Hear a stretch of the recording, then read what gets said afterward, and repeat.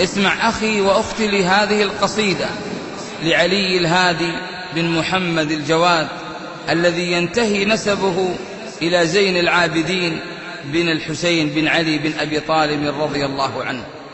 فقد كان عابدا زاهدا، نقله المتوكل إلى سامراء فأقام بها أكثر من 20 سنة.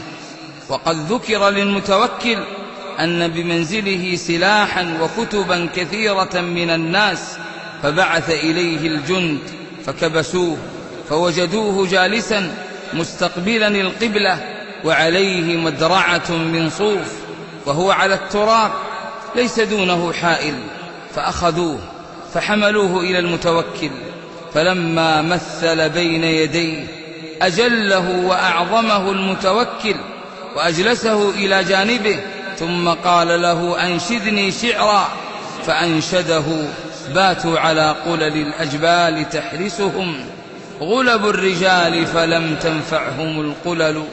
فلما انتهى من الأبيات بكى المتوكل حتى بل الثرى وبكى من حوله. باتوا على قلل الأجبال تحرسهم غلب الرجال فلم تنفعهم القلل، واستنزلوا بعد عز عن معاقلهم إلى مقابرهم يا بئس ما نزلوا. ناداهم صارخ من بعد ما دفنوا: أين الأسرة والتيجان والحلل؟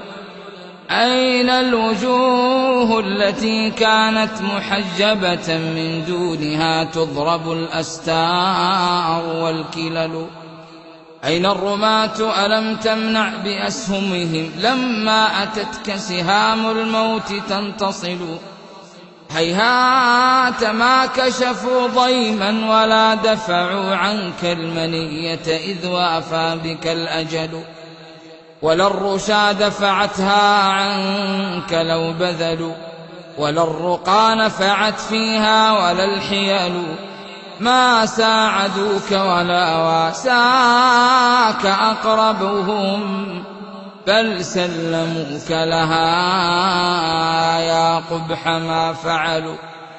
ما بال قبرك لا يأتي به أحد ولا يدور به من بينهم رجل، ما بال ذكرك منسيا ومطرحا وكلهم باقتسام المال قد شغلوا. ما بال قصرك وحشا لا أنيس به يغشاك من كنفيه الروع والوهل، لا تنكرن فما دامت على ملك إلا أناخ عليه الموت والوجل. وكيف يرجو دوام العيش متصلا وروحه بحبال الموت متصل، وجسمه لبنيات الردى غرض وماله زائل عنه ومنتقل. فأفصح القبر عنهم حين سألهم تلك الوجوه عليها الدود يقتتل، قد طالما أكلوا فيها وما شربوا فأصبحوا بعد طول الأكل قد أكلوا، وطالما كنزوا الأموال وادخروا فخلفوها على الأعداء وارتحلوا، وطالما شيدوا دورا لتحصنهم ففارقوا الدور والأهلين وانتقلوا. أضحت مساكنهم وحشا معطلة وساكنوها إلى الأجداث قد رحلوا. سل الخليفة إذ وافت منيته أين الجنود وأين الخيل والخول؟ أين الكنوز التي كانت مفاتيحها تنوء بالعصبة المقوين لو حملوا؟ أين العبيد التي أرصدتهم عددا؟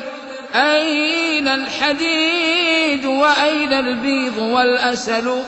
أين الفوارس والغلمان ما صنعوا؟ أين الصوارم والخطية الذبل أين الكماة ألم يكفوا خليفتهم لما رأوه صريعا وهو يبتهل أين الكماة التي ماجوا لما غضبوا أين الحماة التي تحمى بها الدول